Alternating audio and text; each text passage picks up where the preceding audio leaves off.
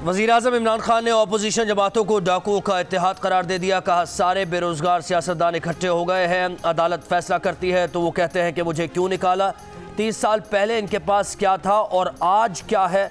तर्जुमान ने नवाज शरीफ को आयतुल्लाह खुमैनी के साथ मिला दिया। कहाँ आयतुल्लाह खुमैनी और कहाँ निहारी खाने वाला।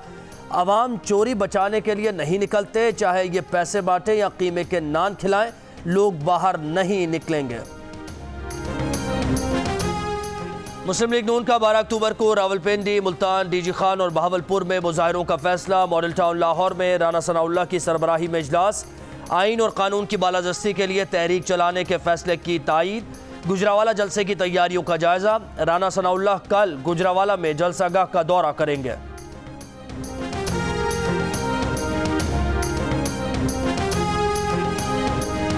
वज़ीर कानून पंजाब राजा बिशारत का अपोजिशन को बड़े जलसे जुलूसों से परहेज करने का मशवरा। कहा, अपोजिशन को किसी भी शहर में जलसे के लिए डिप्टी कमिश्नर से इजाज़त लेना होगी।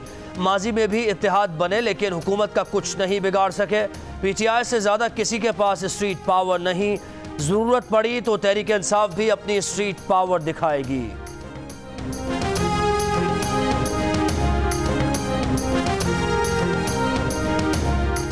नवाज शरीफ का पासपोर्ट और शनाख्ती कार्ड मनसूख किया जाए, नैब की सिफारिश। नैब रावलपिंडी का खत वजारत दाखिला को मौसूल। खत में कहा गया है कि नवाज शरीफ के वारंट गिरफ्तारी जारी हो चुके हैं, इश्तिहारी करार देने का अमल भी शुरू कर दिया गया है। नवाज शरीफ की सफरी दस्तावेजात मनसूख की जाएँ और पासपोर्ट और शनाख्ती कार्ड को ब्लैक लिस्ट में शामिल किया जाए। नवाज शरीफ की वतन वापसी के लिए वजारत दाखिला इंटरपोल से भी राबता करे।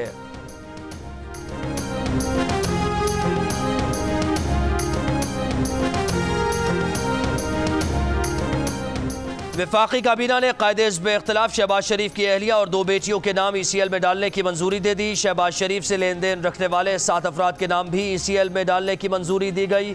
शहबाज शरीफ का नाम पहले ही ECL में डाला जा चुका है।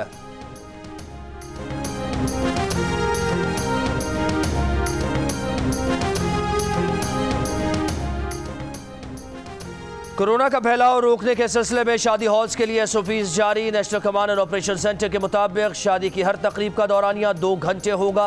रात 10 बजे के बाद तकरीब की इजाज़त नहीं होगी। इंडोर इज्तिमात में 300 जबकि आउटडोर में 500 अफराद की शिरकत की इजाज़त होगी। SOPs की खिलाफ वर्जी पर मुतल्लिका शादी हॉल को बंद कर दिया जाएगा।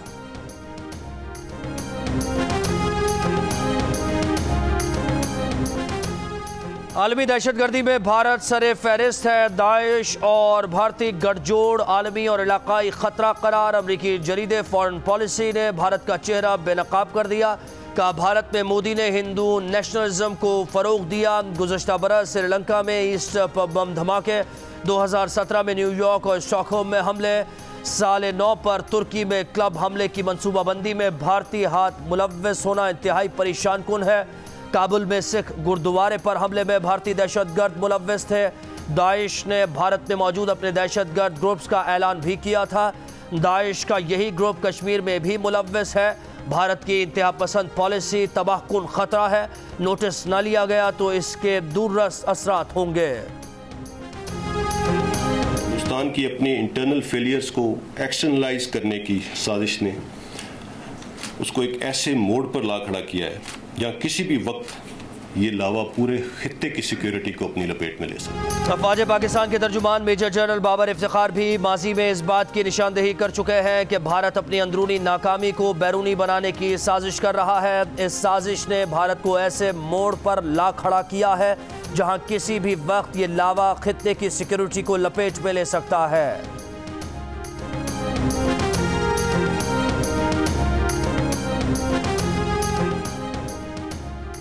वज़ीर इत्तलात पंजाब फैयाज़ुल हसन चौहान कहते हैं कि दहशतगर्दी से मुताल्लिक़ भारत का मुनाफिकाना चेहरा खुलकर सामने आ गया है। भारत इस वक्त दुनिया का दहशतगर्द मुल्क जाना और पहचाना जा रहा है। हकीकत यह है कि रॉब, भारतीय इस्टेब्लिशमेंट और फौज पूरी दुनिया में दहशतगर्दी की कार्रवाइयाँ करती है। भारत ने पाकिस्तान और इसके रियासती इदारों को बदनाम करने की कोशिश की।